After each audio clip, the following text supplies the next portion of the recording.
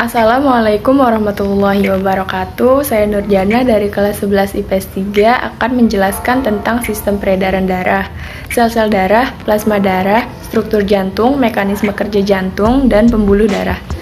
Yang pertama, sistem peredaran darah. Sistem peredaran darah manusia dikendalikan oleh organ jantung yang berguna untuk memompa darah agar mengalir ke seluruh tubuh. Saat otot jantung berelaksasi, jantung dalam keadaan mengembang, volumenya besar dan tekanannya kecil. Berdasarkan cara kerjanya, sistem peredaran darah dibagi menjadi dua.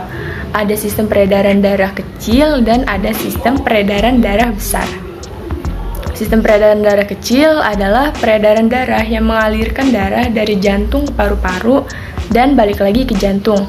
Urutannya adalah jantung bilik kanan, arteri pulmonalis, paru-paru, vena pulmonalis, jantung serambi kiri. Yang kedua ada peredaran darah besar, yaitu peredaran darah yang mengalirkan darah yang kaya oksigen dari bilik kiri jantung lalu diedarkan ke semua jaringan tubuh. Urutannya adalah jantung bilik kiri, aorta, seluruh tubuh, vena cava, jantung serambi kanan. Lalu ada sel-sel darah. Sel-sel darah terdiri atas eritrosit, leukosit, dan trombosit. Eritrosit atau sel darah merah merupakan bagian utama dari sel-sel darah. Rata-rata jumlah eritrosit dalam setiap 1 mm adalah 5 miliar. Bentuknya bikonkav melengkung ke dalam. Karakteristik eritrosit. Yang pertama, bentuknya bikonkav atau tidak berinti. Kedua, terbentuk di sumsum tulang. Ketiga, umur sel 120 hari. Keempat, jumlahnya sekitar 4-5 juta per milimeter kubik. Dan yang kelima, berfungsi mengangkut CO2 dan O2. Yang kedua ada leukosit. Leukosit atau sel darah putih. Fungsi leukosit melacak kemudian melawan mikroorganisme atau molekul asing penyebab infeksi seperti virus, bakteri, jamur, atau parasit. Karakteristik eritrosit. Yang pertama, bentuk tidak tetap dan berinti. Kedua, terbentuk di sumsum tulang, limfa, dan kelenjar getah bening. Kemudian ketiga, umur sel 12 hari. Keempat, jumlahnya 6-9.000 per milimeter kubik. Oke, secara garis besar sel darah putih dikelompokkan menjadi dua, yaitu granulosit dan agranulosit. Granulosit berkembang dari sumsum tulang merah dan memiliki butiran sitoplasma dengan fungsi yang berbeda. Granulosit terdiri atas 3 macam sel, yaitu basofil, neutrofil, dan eosinofil. Kedua, agranulosit berkembang dari jaringan limfoid dan tidak memiliki butiran sitoplasma. Agranulosit terdiri atas limfosit dan monosit. Ketiga, trombosit atau keping darah adalah komponen darah yang berperan dalam pembekuan darah jika ada bagian tubuh yang mengalami luka. Pada keadaan normal, tubuh mampu menghasilkan benang-benang fibrin yang akan menutup luka pada tubuh jika seseorang mengalami luka.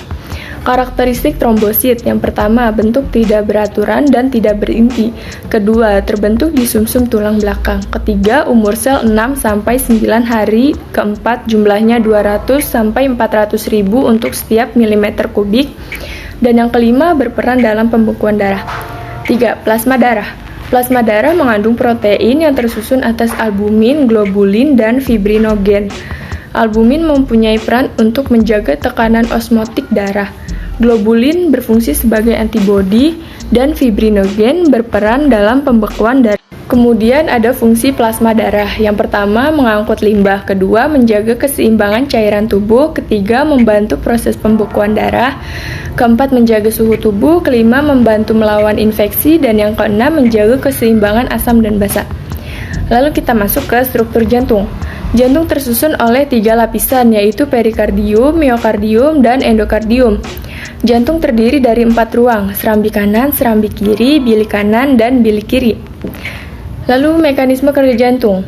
Jika serambi jantung mengembang, darah dari seluruh tubuh dan paru-paru masuk ke serambi.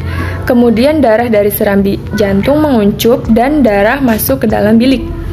Lalu ada pembuluh darah. Pembuluh darah adalah jalur bagi darah yang mengalir berasal dari jantung menuju ke jaringan tubuh dan sebaliknya. Pembuluh darah terbagi menjadi 3. Yang pertama ada pembuluh darah nadi, yaitu pembuluh darah yang membawa darah meninggalkan atau keluar jantung. Pembuluh darah nadi ini banyak mengandung oksigen. Yang kedua ada pembuluh darah balik atau vena, yaitu pembuluh darah yang mengangkat darah menuju ke jantung. Susunan dalam ke arah luar adalah endotel, otot polos dan jaringan elastik, serta jaringan ikat fibrosa. Pembuluh darah balik banyak mengandung karbon dioksida. Dan yang terakhir ada pembuluh kapiler, merupakan pembuluh darah yang menghubungkan ujung pembuluh nadi terkecil dengan ujung pembuluh balik. Sekian penjelasan dari saya, kurang dan lebihnya mohon maaf. Wassalamualaikum warahmatullahi wabarakatuh.